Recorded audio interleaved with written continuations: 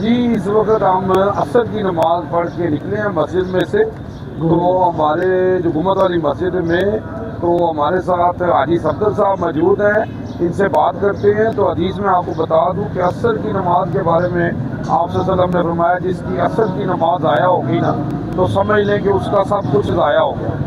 تو عصر کی نماز کا اہتمام کیا کریں جی، یہ قرآن میں اس میں بڑا نا تفصیلی کہا گیا ہے۔ تو جناب اس وقت ہمارے ساتھ ہے جناب حاجی صفدر صاحب۔ حاجی صفدر صاحب جناب کیا کہیں گے آپ جناب؟ میں یہی کہوں گا کہ ماشاءاللہ آج سمجھ لیں کہ 20 رمضان مکمل ہو رہے ہیں، تو مسجد میں گمت والی میں ہم لوگ تشریف لائے، ماشاءاللہ سب بچے آ رہے ہیں اعتکاف کے لیے۔ تو دعا ہے کہ اللہ سبحانہ تعالیٰ ذات ان کا بیٹھنا، ان کی حاضری قبول کرے اور ہم سب مسلمانوں کو اس راستے پہ چلنے کی توفیق عطا فرمائے، اور اسی مہینے کے صدقے سب پاکستانیوں کو اللہ سبحانہ تعالیٰ کی ذات صحت تندرستی عطا فرمائے اور اپنے حفظ و امان میں رکھے۔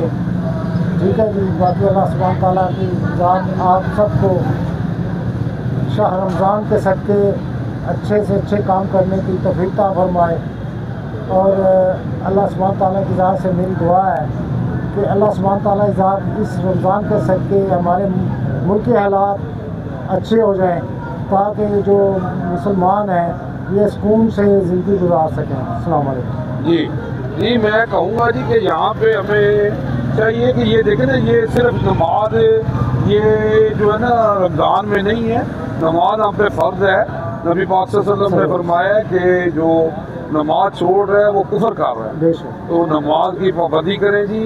یہ نماز آپ صلی اللہ علیہ وسلم نے کہا یہ میری آنکھوں کی ٹھنڈک ہے جی۔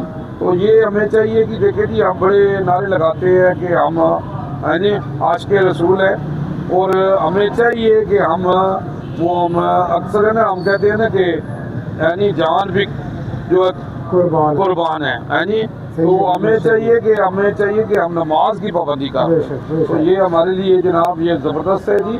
تو میں کیا بیان کروں صلی اللہ علیہ وسلم کی شان میں، اللہ نے سب کچھ نازل کر دیا ہے قرآن میں۔ اما عائشہ سے کسی نے پوچھا آپ صلی اللہ علیہ وسلم کی سیرت کیا ہے، تو اما عائشہ فرماتی ہے قرآن۔ آپ صلی اللہ علیہ وسلم فرماتے ہیں قرآن پڑھا کرو، یہ قیامت کے دن تمہاری سفارش کرے گا۔ اللہم صلی علی محمد و آل محمد۔ جی جاوا جی۔